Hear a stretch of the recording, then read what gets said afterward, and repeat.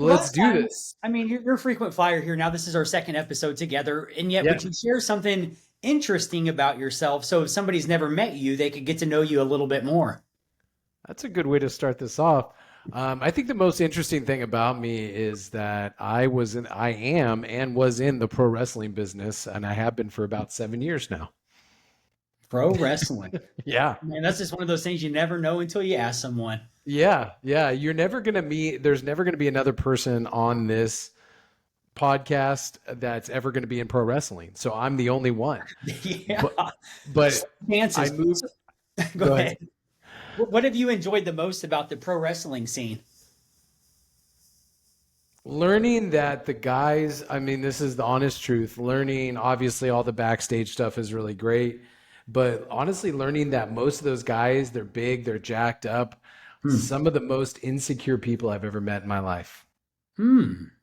Boy, that's interesting. And I don't know. I think the wrestling business breeds that because everybody's trying to hold on to their spot. Everyone's always worried about the next guy coming up underneath them, taking their gig, taking their spot. And I think that breeds a lot of insecurity. So these guys that work so hard on their muscles and are so jacked and Hmm. they're some of the most insecure people I've ever met in my life. And they're all wonderful. They're Hmm. well intentioned. I mean, for the most part, a lot of them are dorks, just like me. But they just really worked on their bodies. They were great athletes in high school, and then all of a sudden they found themselves in the wacky entertainment world of pro wrestling. So Okay. Well, yeah, that's wild, man. yeah. What do you want to, would you like to talk about today, Ben? Where do you want to land? Well, kind of picking up on where we were talking about last time, I wanted to talk about fear today. I really Mm. wanted to dive in and take a look and peel the onion back on what fear is and how it's both, I think, a good kind of motivator and how it can actually land you to be stuck in your life and in your career and in all the five pillars that you talk about on this podcast. So I think fear is I think it's a dominating emotion, especially when you look at today's environment of people that are being consumed politically, right? We have this the United States is being politically charged right now and has been for a very long time. And there seems to be a dividing line in between you're either on this side or you're on this side. You're either Harris or you're Trump, or you're this or you're that. And I think the culture of fear has been permeating our lives for, I mean, I would say probably the better part of 2 decades. So it's an interesting study to look at yourself and say, how can we disassociate from the fear created culturally? And then, because when you have fear created culturally, you have fear embedded in yourself that permeates all throughout your life, whether it's business, your relationships, all that kind of stuff. Because like we talked about last time, you are what you consume. So if you're looking at it from a point of view of like taking in all this fear, like we're zero point 0.3 seconds away from nuclear war. We're 0 points away from civil war. It's like all this fear mongering really has an impact on all of us. So it's how do we divorce ourselves from that fear and try to work on the fear that resides inside of ourselves naturally to progress ourselves to the next level of our development. Mm. I could think of a time where, you know me, I'm pretty optimistic. Yes. At least to You're one of the myself, most I think I'm optimistic pretty guys I optimistic, know. positive. And looking back, I think it served me well throughout my life. And I think as a Sure. kid, somehow I picked it up along the way of as a coping mechanism to deal with uncertainty of coming Yeah. home from school and we were moving again and just the uncertainty of the environment I grew up in. Sure. And yet, I'll tell you what, man, when I hear the word fear, I can't help but to think about in 2020, here I am with my optimistic self. And yet I found myself in the emergency room at Belton Research Hospital about 2 or 3 in the morning because I thought I was dying. My Mm, heart was racing out of my chest. I would be hot and cold. Felt like my chest was tightening, couldn't catch my right. breath.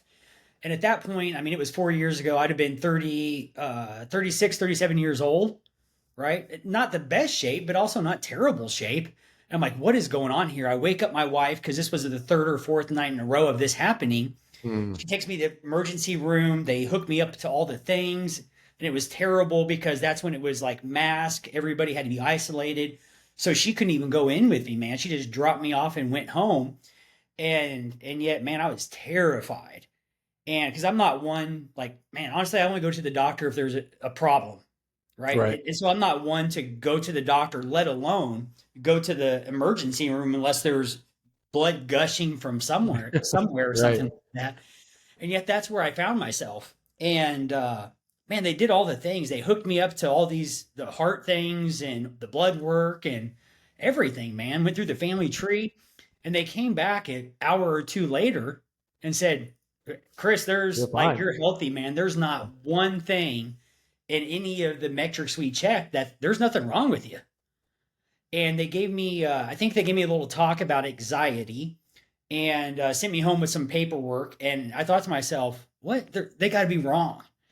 And I thought to myself, well, what have I been doing? And you know what I realized after thinking about it and being honest with myself, Ben? I was sleeping next to this. You know, sure, my wife was next to me. And also, you know what I was doing before I went to bed? I was looking at the screen and I was Yeah. watching all the news reports, right? Yeah. Well, probably like the rest of the world. Yeah. We all remember the headlines. And my point is I realized in that moment, man, I better stop watching all these news reports, not nude reports, news reports prior to going to bed. Or those Right? either. You shouldn't be Yeah, watching that's those that's a either. whole nother conversation. Actually, my That's wife a and I whole other conversation. go back to episode so number 5 or 6 if you want to hear more about that. Yeah. Yet my point is, man, I realized that there was a direct connection from the input of information received and when I was receiving it, and then what was going on in my heart, where I began to get consumed, where it was affecting my body. It And was wild. isn't that interesting that fear or our minds have a physiological connection? Mind Mm, and body, soul and spirit are all one working in unison. As we all know that when we've tried to medicate ourselves in different ways, when people try to medicate themselves in different ways, they soon find out that that medication that they're taking, whether it's drugs, alcohol, whatever, doesn't it only works temporarily, and then we find ourselves getting sick by our thoughts almost. I'm sure all of us have been through, we talked about it last time about getting colds. When you start getting a cold, you start ramping or at least I do, I start ramping myself up. Here it comes, here it comes. I'm going to get sick, I'm going to get sick, and I might get a fever, and then you start worrying about all these things, and soon enough you find yourself getting sick. I think it's impaired. And then, like going back to 2020, who wasn't fearful, at hmm least for a time?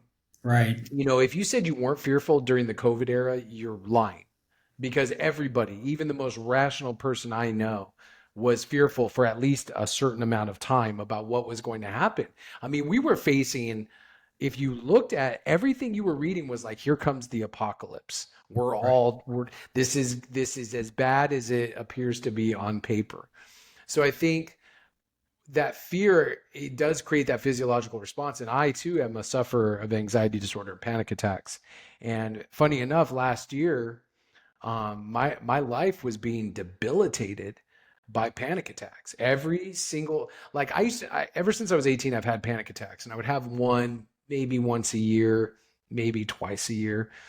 But becoming a father, to my daughter, I began having panic attacks once or twice a week sometimes.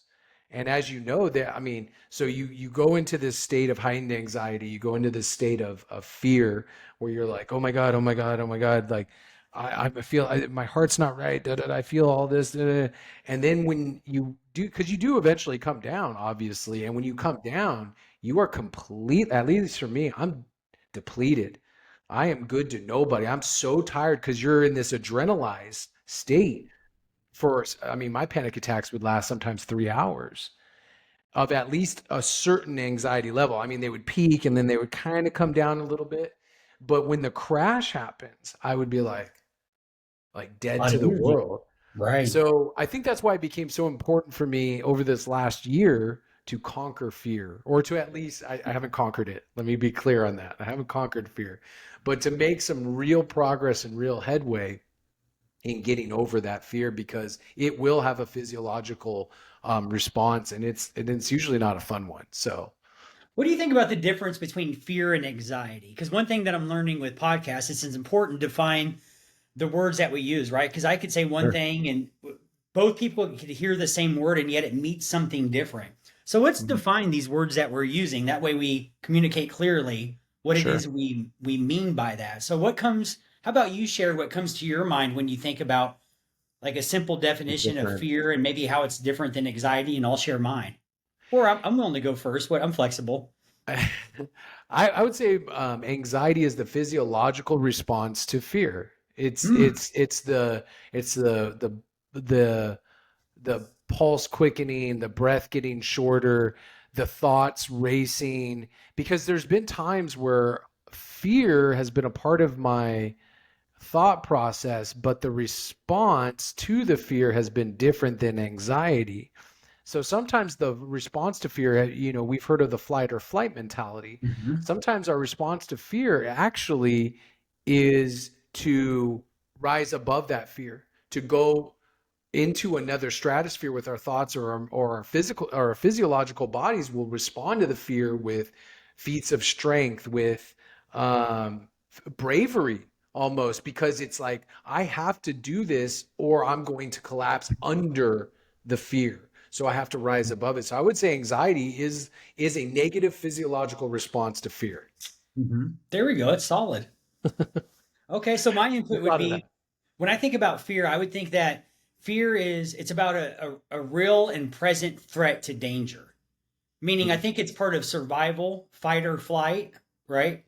yeah. Meaning that if a grizzly bear is now in the room, Yeah. uh, a number of things are going to happen. Fight or flight is going to kick in on the inside of me, meaning I'm either going to try to fight him or I'm going to try to run, right? Right. And so I think fear, it's a surviving mechanism where I think anxiety is more about imagining, it's more of my thought life and the story I'm imagining someday in the future Right. because there's no real and present threat in the room. What's fascinating is whether the grizzly bear is actually in the room or if I'm imagining the grizzly bear in my room. Science shows us there's a Christian neuroscientist, Dr. Caroline Leaf. I will add her book into my Amazon list, and my Amazon list has some of my favorite books. So make sure to check it out if you're interested in this. She's a Christian neuroscientist, and it's proven at this point that just by thinking about something, it changes the it actually impacts physically our body. Meaning, I could imagine the worst case scenario happen. I could imagine the grizzly bear in the room. And now all of a sudden, my heart's beating fast. I'm having all those signs and symptoms Right. as if the bear was actually in the room. And it's all because I'm using my imagination. Point Right. is when my contact's slipping. My point is whenever when I think about anxiety, I'm imagining the future in a negative way that Mm. doesn't cause faith. It actually is causing doubt. Yeah, that's good. Right? Meaning that I'm not thinking about faith, things working out in a positive way. I'm thinking about something terrible, like worst case Right. scenario, Right. to where it impacts me as if the thing is actually happening. Right. That's really good, because too often when we think about the outcomes Hmm. of our fear, obviously, I think maybe the fight or flight mentality, fight happens when it's that response that needs immediate action to the fear that's coming in. And I think Hmm. maybe the flight slash anxiety mode kicks in when we do have time to sit with the fear, when we Hmm. have time to ponder it and to future cast, like you're talking about, to sit there and envision a fearful or anxiety filled future. I think that's really good because, you know, when let's go back to COVID. I hope we don't get kicked off for saying COVID. Do I you know, get kicked off right? for saying Yeah. COVID? This I don't know. episode gets like 4 views. Yeah, yeah. But when you Deleted. think about those years, we'll call them those years. When you think about those years, everyone was looking to the future.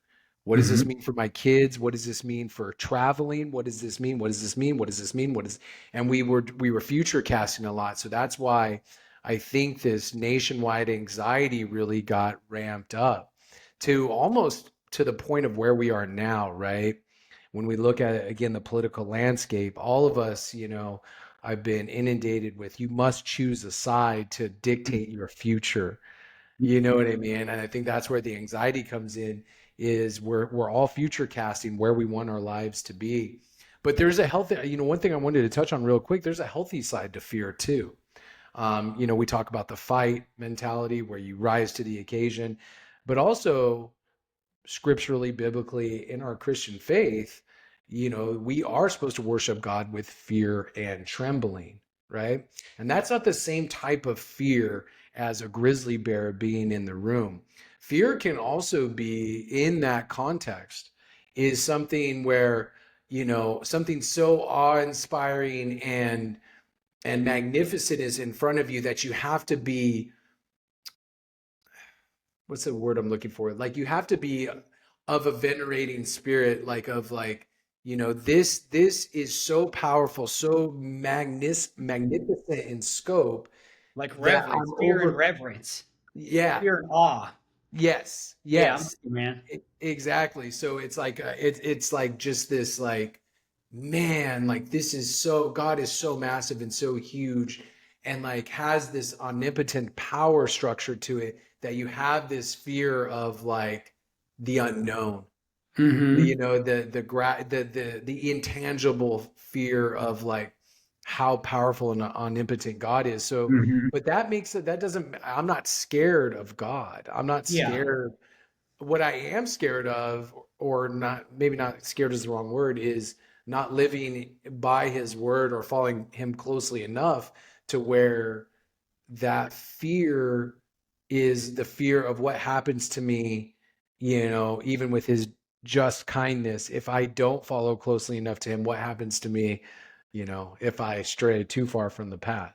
You know what I mean? That's an interesting So, thought.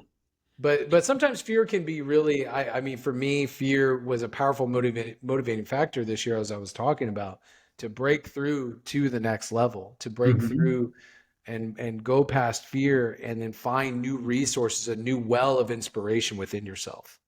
So when you talk about straighten down the path, do you want to elaborate a little bit more on that? Oh, I mean, we can if you want to get like super. Well, I mean, Right. faith, family, fitness, finances, Okay. fun. Okay. We're running in the faith lane. I'm cool with it. Yeah, yeah, okay. Yeah, I forgot. Sometimes people get weird when you talk on public forums about God too much or I know something. what you So mean. Every time you bring up politics, I kind of like, oh, where's it going with this? So I get it, man. you're like, oh, I I'll miss never. you. No one will ever know my political sphere, like, because there Fair is no enough. political sphere. Because I think this will transition well. I don't Yeah. have a political affiliation. I have a Christ affiliation. Hmm. And Christ in my book is apolitical because trust not in the princes and sons of men in whom there is no salvation.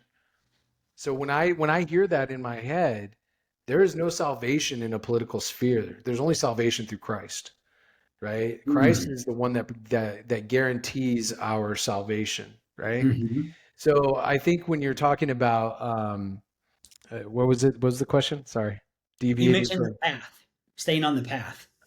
stay. So like when I look at, so there's what we call a royal path. There is no left. There is no right. There's only the Hmm. royal path. It's thin. It's narrow, and it's the hardest path to follow because all of us will fall into one side or the other, whether it's political affiliation or thought processes or whatever. We're human beings. We tend to fall off the path. The path that we need to follow is the royal path. And that's right down the middle towards Christ, towards unification, towards repentance with Christ, right? But if we fall to the left or to the right, we begin to slide into egregious error.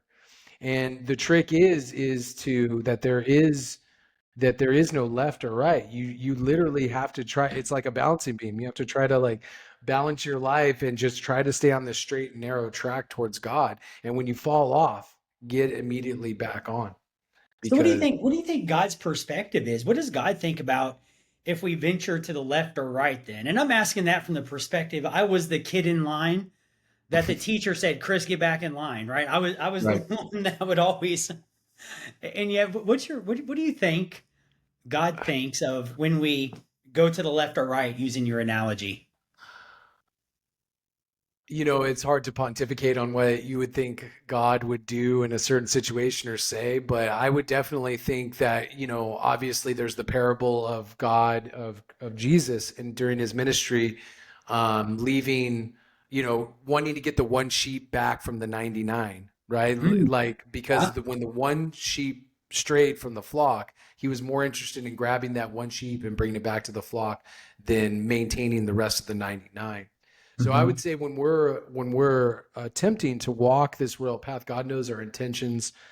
God knows our heart above all things. So I think when we Mhm. deviate from the left or to the right, I think God is obviously going to try to usher us Mm. through conversations, through scripture, through love and compassion with other people. And I think he tries to nurture us back onto, because God is that loving father, right? I think God tries to nurture us back onto the straight and narrow. So when it's a gentle tap, and sometimes it's not. Sometimes with dummies like me, he needs to like get a good swift slap in the side of the head and say, all right, get back on the path there, buddy, because you're starting to deviate too much. So again, love is also, it has to be, sometimes it has to be hard, sometimes it has to be the hard slap, because it's what we need, and that's true love, right? Mm. Sorry, didn't mean to I get think it's all. important, Ben, because I think all of us at some point will wrestle with like, okay, what does God think about this, right? Mm, Um, or what do I believe about God? A lot of us get to a spot where we start to think about those things. I right. know I did after the loss of my dad, the loss of my mother-in-law, pretty much back to back the same year, back in 2021. And so, do you think is it possible to surprise God? Do you think? Let me ask it this: is it possible to Man, disappoint God? God gave us free will. Right. So if we God gave venture us, off the path, do you think He's disappointed in us? man, that's a really good question. That's a really, really good question. Because if we think about what disappointment, I'm thinking through this, but disappointment usually happens when what I expect doesn't happen, Right, fall right? short. Right, And yet right, I may be disappointed, and yet I'm not all knowing like God, right? So right. it's like, okay, can we surprise God? Is there something, what can I do that could cause God to say, whoa, I didn't see that one coming? You know what I mean? Man, Wow, Chris, you threw me a curveball, right? yeah, that's a really good question. I would say, I mean, just based on, I would like to think that God, so I think it's a yes and a no. I think it's a both and. Like, I think Mm, that there are times when we can make drastic, have drastic epiphanies through His grace and through the Holy Spirit that he probably puts into motion and says, "Okay, let's see what he does with this. Let's see how this all plays out." And then all of a sudden we take this hard right hand turn and maybe we start progressing faster than he wants or slower than he thought. And he was just like, all right, all right, well, that's I know his soul, I know his character, and this is where I was hoping it would go because again, that free will component. Um, but yeah, that's a really good question. I think maybe, I don't know. I'm gonna think about this one for fair this is one of enough. those Yeah. questions I'm gonna be thinking about for a couple of days. I'm gonna be like, Right I on. wonder if I ever surprise God. I wonder if I can ever surprise God. That's Yeah, a it's good interesting question. to think about. And isn't it different now being a father versus not? Has that, Oh my has, God. are you seeing God differently as a Yeah. result of being a father Yeah. versus not? Yeah. I, It's they're like, what? Go ahead, Ben. they're to me, they're people tell you before you have a child, they're like, oh, being a dad or being a mom is the greatest thing ever. It's gonna change your life, and la la la la. La. And you're like, Right. yeah, sure, it's gonna change my life because things get different, right? Sure. But I look at my daughter sometimes and I think I'm like, I don't know if I could love anything any more than I Mm, love you. Like that's I amazing. love her to the ultimate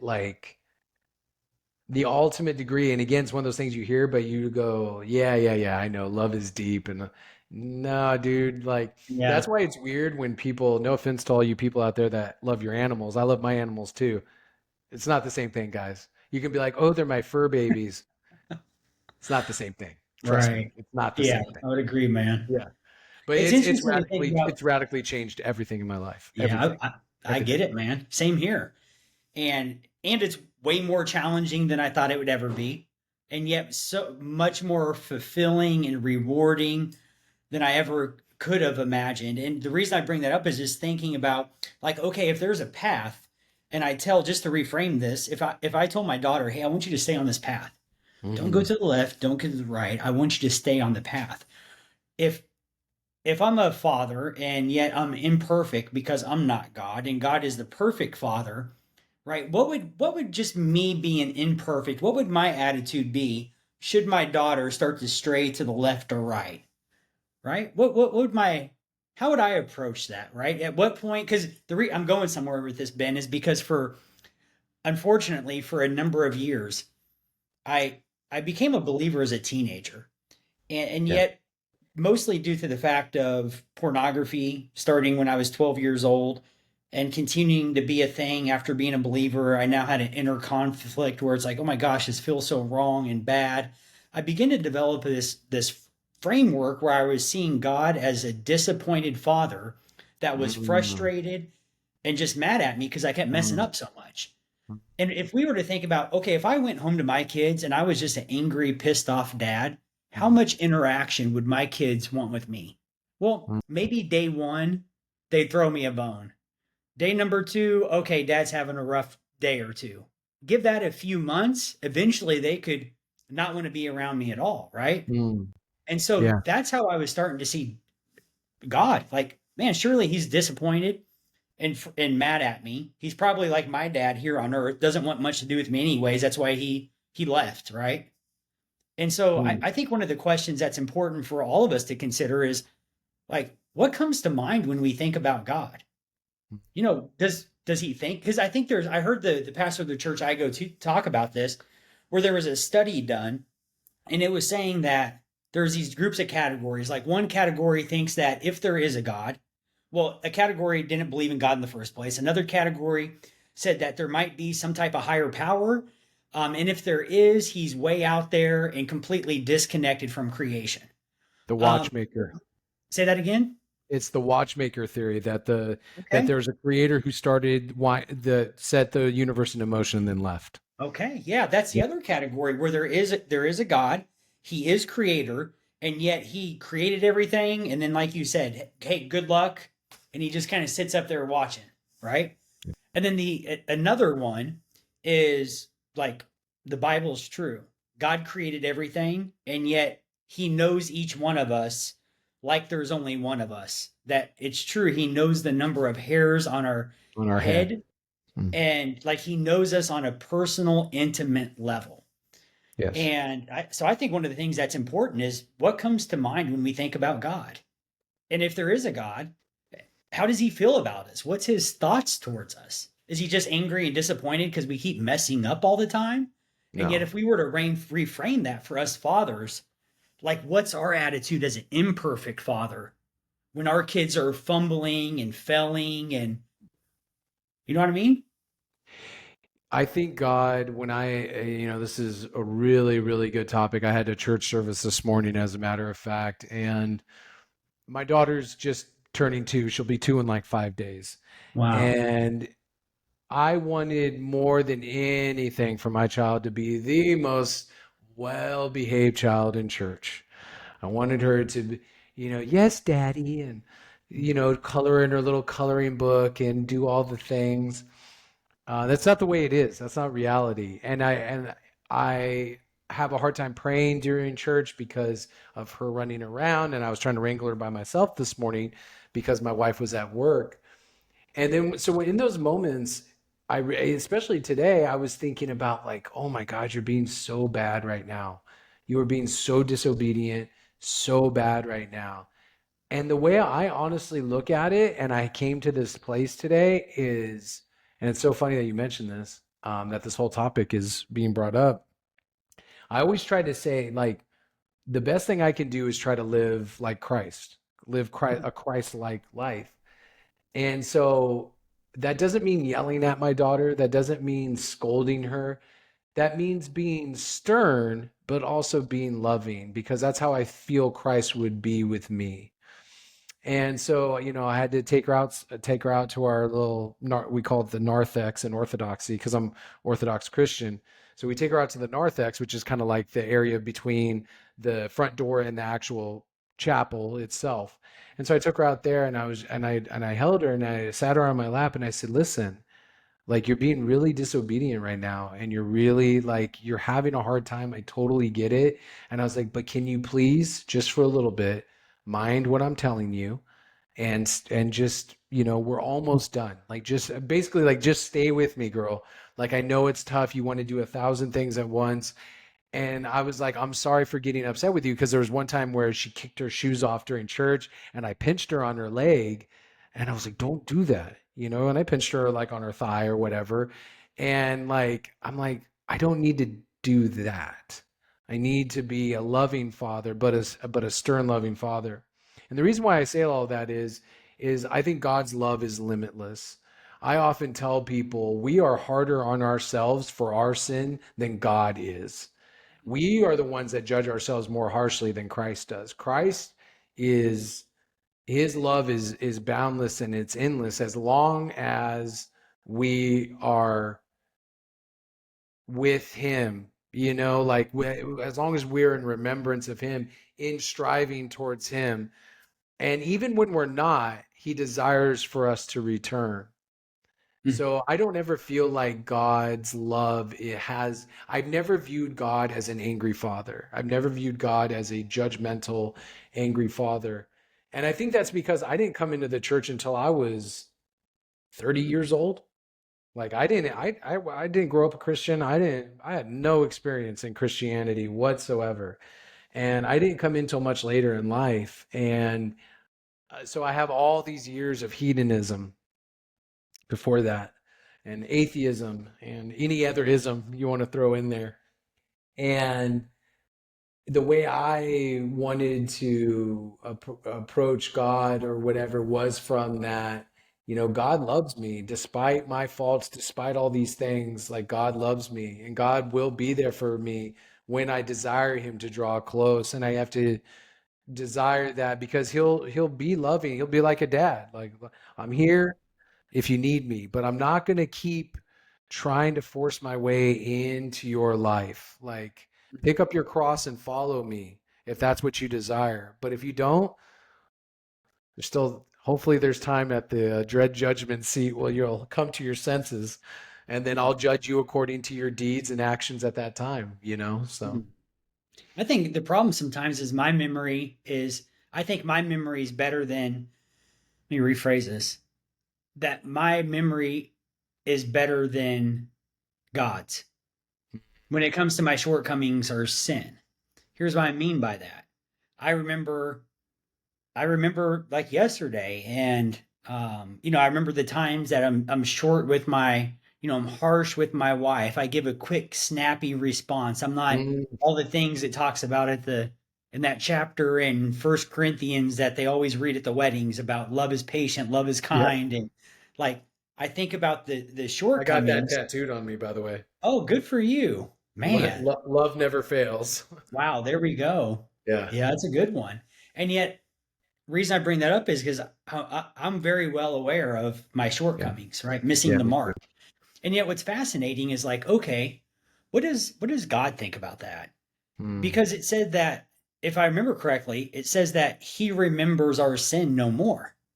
mm. He cast our sin as far as the east is from the west. Have you read that before? Hmm. He remembers our sin no more. Yeah. So Yeah.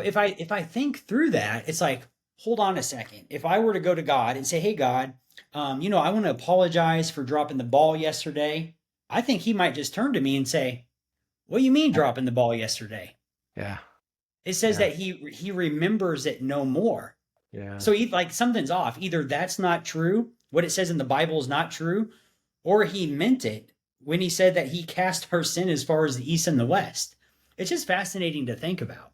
It is. It I think is. for me, I get hung up on all the things where I'm missing the mark. Right. And I think Jesus is a perfect father. And he's like, dude, just keep going. Like, what do you Yeah. mean, Mr. Mark? Like, man, just like I think I remember significantly more than he does because he Mhm. tells us he remembers it no more. Like that Right. sounds, I want to argue with that and push back on that. And yet, if that's what it means, and that's what's there, Because yeah, like you said, we judge, or like I was saying, we judge ourselves far more than the creator does because man. we're always striving for,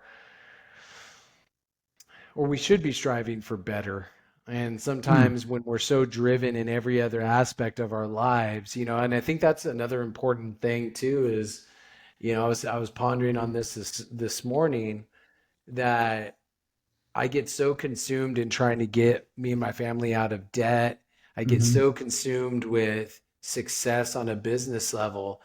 But really, when it all comes down to it, the only success that really, really matters or that should matter in my life and needs to hmm matter more is my success in my Christianity and my mm, success in because that bleeds over to everything else. You put God right, first and that bleeds over to everything else.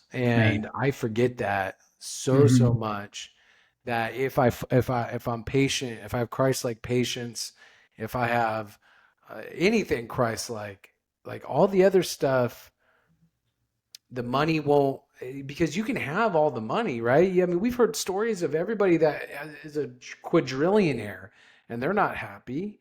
And it's like, so we need to desire to be closer in our relationship with God because if you have the faith piece on the forefront, you're going to be successful in all the other pieces because if your spirit is strong, so is everything else. Your will, your your desire to be a good leader in your household, which I think is one of the most missing things in our society is having men as leaders in their household first, and then the leadership can bleed out into everything else. But if you're not a leader in your household, and I strive to be a better one every day, because boy oh boy do I have room for improvement on that. So when I'm Amen. saying all this stuff, I'm saying it to myself. The only reason I talk to you or anybody else about any of this kind of stuff is because it's a reminder to me to be a better husband, to be a Yeah, better father, because our society will be better if we have men as leaders in their households first and in business second. That's just my opinion. it's a good point. Yeah, for sure, man. So we started this conversation with talking about fear, Yeah. anxiety, panic Yeah. attacks. Where are you at with those panic attacks, man? Are those still a thing? No, I haven't had a panic attack in over a year. Good for you. Um, and I want to, if I can, because I know a lot of men, I actually know quite a few men that are suffering with panic attacks right now. So if I Same. can impart some wisdom to people listening that are having panic attacks, I'm gonna give you what the secret for me was. It may not Please work for share. you, but it could help somebody out there. L-theanine. Take it 2 times a day. Take it once in the morning and once in the evening. It'll help your sleep. It'll improve your sleep. Because sleep is a big part of having a contributing factor in the escalation of panic attacks. Second contributing factor is limit your caffeine intake. Do it Hmm. today. Do it today. Too many of us are drinking too much caffeine. I'm not telling you not to drink caffeine because I still drink caffeine, but I went from God, if I had to put a milligram on it, I would say 600 milligrams of caffeine today to 50 to 100. Cut out, dramatically decrease your caffeine intake today, and I will guarantee that you will see an improvement on your anxiety. Second part of it is start taking supplementing magnesium.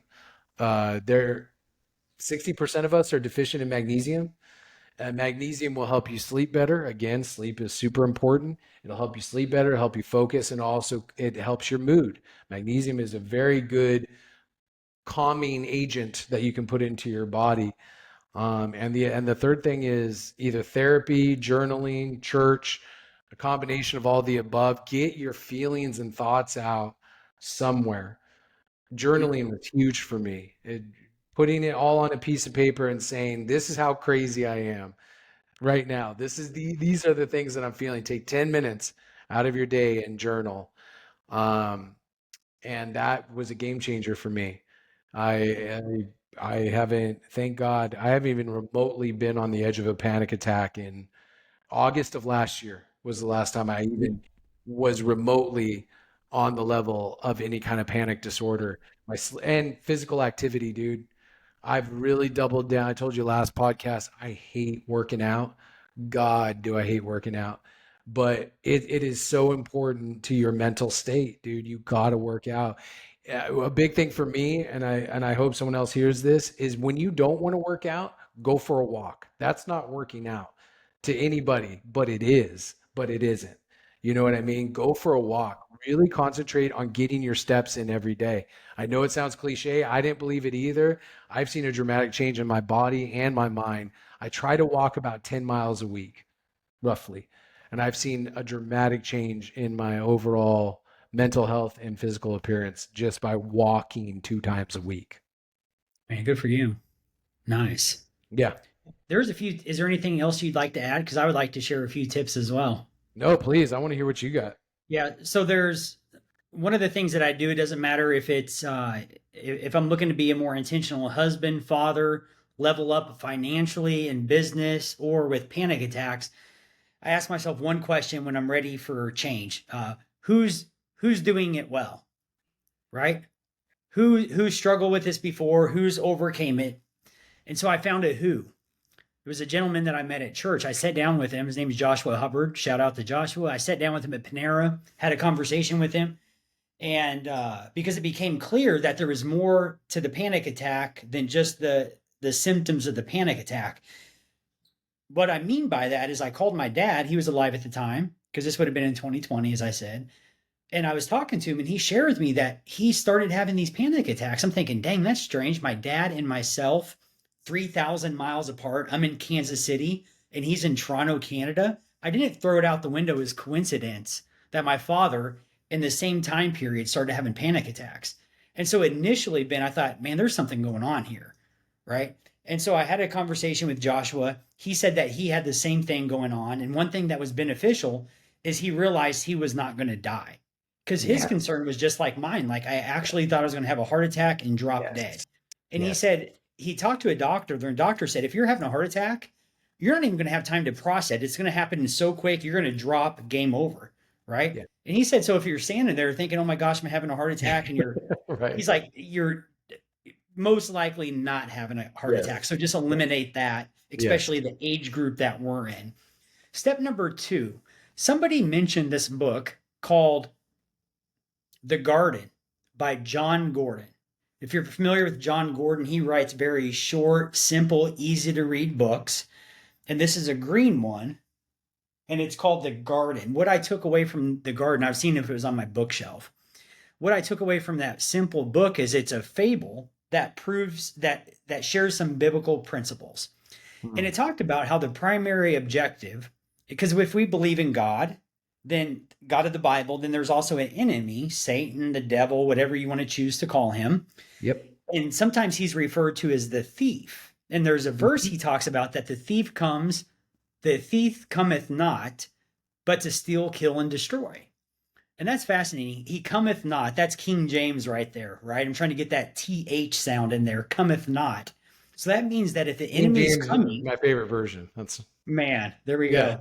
go. Um, the enemy comes not, but to steal, kill, and destroy. Meaning, if we feel like we're under some type of spiritual attack, rest assured he's only showing up to steal, kill, and destroy. He's like a shark. He senses opportunity there. Absolutely. And that helped me understand that, okay, maybe there's something spiritual going on there. And it, 100%. it made reference to things that my input determines my output, meaning what comes into my mind, my eyes, the conversations I am a part of, plants seeds in my heart. The Yes. seeds are going to either create doubt or faith. Doubt, when I think about that, creates anxiety, meaning I'm thinking about the future in a way that is not beneficial. I'm not imagining the future in a way that's positive or good. So it's causing anxiety. And so that book tangibly helped me realize number one, I'm not alone. Other Right. people have done this. Because I don't know about you, Ben, but I feel this pressure as a man to have my act together, to be right, look good, have all the answers. And it's like, no, I'm not a professional, right? I'm a dude on the journey, like all of us Right. guys Right. or anybody else. Right. women included. We're all Yeah. just on a journey of life, doing the best we can. Yep. Hopefully, evolving, maturing, and growing, and having our tomorrows look better than our yesterdays because we're Right. learning and growing and maturing as a human being. My point is, I would recommend John Gordon's book. And now it sounds like I'm just trying to get everybody to click on my Amazon list. And yet I promise it's not about the 30 cents I'll make from you buying the book. And yet, use the link or not, get John Gordon's book, The Garden. My grandma, I gave it to her before she passed away from cancer. It was so good. My grandma read it 3 times and thanked Wow. me for it. Wow. And it was one of the items. There was one item when we were helping my grandpa go through all of this stuff in order to move forward in life and sell the house and all that. There's one item I got. It wasn't a bunch of knickknacks. It wasn't the most valuable thing, and yet it was the most valuable thing to me. And it was the book that I gave her, The Garden by John Gordon. And I have the copy that my grandma actually read. That was super helpful because I'll never forget the conversation of her and I walking together and praying together, really for the first time, just her and I walking around her neighborhood. All right. But you shared some good tips as well, man, like working out, actually getting physically tired, moving around, especially because that was a time when we were isolated at home. Now they're really going to shut down this video using the word isolated. Yeah, they're like, wait Uh, a minute. the point is Messing. right. I did a triathlon on Saturday with my daughter Aubrey, who's 16. It was her first one, and it was short and sweet, relatively easy. And I had a moment like my least favorite discipline out of swim, bike, and run is the swim, and mostly due to the fact I have to try to keep breathing, and yet the reality my head is in the water the majority of the time. It's a tricky dynamic, Right. especially when you have people hitting you because they don't know what they're doing, and so I'm swimming and I just feel panic set in, like, oh my gosh, I'm out in the water. If I stop now, I could sink and drown, like all the things. And my coach Doug, shout out to Doug, my triathlon coach, he taught me this: calm down, breathe, and keep going. Calm down, breathe, keep swimming. If you're not a swimmer, calm down, breathe, and keep going. Right? Finish the day strong. Right. And that's been really helpful. Catch our breath, do some breathing work. There's a lot of stuff on YouTube and online about that. I Yeah. think something that you said is maybe you didn't even realize it when you said it, but is super important to the Mm, battle of overcoming fear and anxiety. mm. And it is the realization. Now, I gave you practical stuff, you gave some practical stuff. But if we're being, I want to be 100% with people, make no mistake about it. The anxiety is just a symptom of something much, much deeper. So all these 100%. things can help. The books, the powders and supplements and working out, all that kind of stuff can help. But make no mistake about it, there is a spiritual component because as we already identified, our mind, body, and souls work in unison. And I wish more people would realize that. Understand that your anxiety and your fear are directly tied to your spiritual health. So if I could say to a person, see, I was able to, with the supplementation, all the things I talked about, I was able to placate the anxiety enough to work on the spiritual component. Because once my life wasn't dominated by fear of or anxiety or panic attacks or whatever, I was able to work on the spiritual component. So I am in 100% of the belief, like you said, there is a huge, huge, huge spiritual component to your anxiety and your depression. Everything that ails you right now is a spiritual twinge or malady to some degree that needs to be addressed in order for you to gain true freedom and true victory. That's good, man. So, Okay. yeah, Any if final you're, words, man? what's up? Any final words today? Yeah, don't ever believe the whisper in your ear that you can't overcome fear, anxiety, pornography, alcohol, cigarettes, chocolate.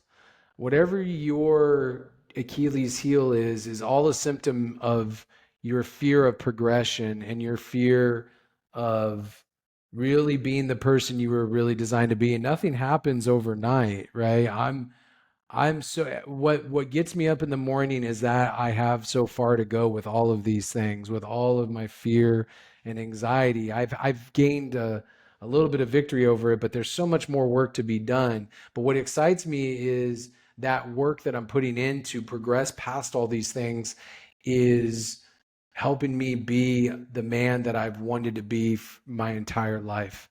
It's helping me to be a better father, a better businessman. And the thing I have to remember is that, again, it doesn't happen overnight. I have to have patience with the process, with my climb towards Christ, with my working out and hating it. It's all a progression into the right direction, because what we're supposed to do as leaders of our households is we're supposed to set an example for our daughters, our sons, our grandparents, everybody, by leading by example. And we all have room for improvement for that. So don't let fear dictate your life to such a degree that it stunts you. Because I promise you, once you push past the fear, once you push past the anxiety, on the other side is something really, really exciting. And it'll Sweet. make you excited about life anymore. And one final thing, do not do not worry about everything else on the outside. Do not worry about who's going to get elected. Do not worry about what the next disease is coming around the corner, if there is any. Don't even worry about the world if the world is flat, because it is. I'm just kidding. Don't kick us off YouTube. But worry about how you can directly affect the lives of the people around you, starting with your family, because all those outside factors will have an effect on you, right? Money to buy groceries and all that kind of stuff. But where your leadership starts is in your home. And if you're bogged down thinking about, all these other worldly things, you're already starting off on the wrong foot. Worry about your family. Worry about how you're going to provide for them. Worry about how you're going to adapt if things do change dramatically for you. Because all that political stuff, it's all outside of your control. Mm. Control what you can, which is your reaction to your family and to the problems of the outside world. Yeah, that's good, Ben. It's a good word. I feel like at the end we should have the song from the 80s or 90s, Don't Worry, Be Happy playing.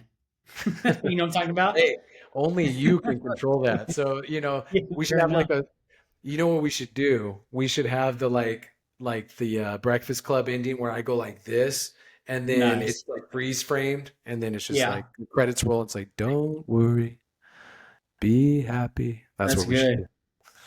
good. Thanks for being with us, Ben.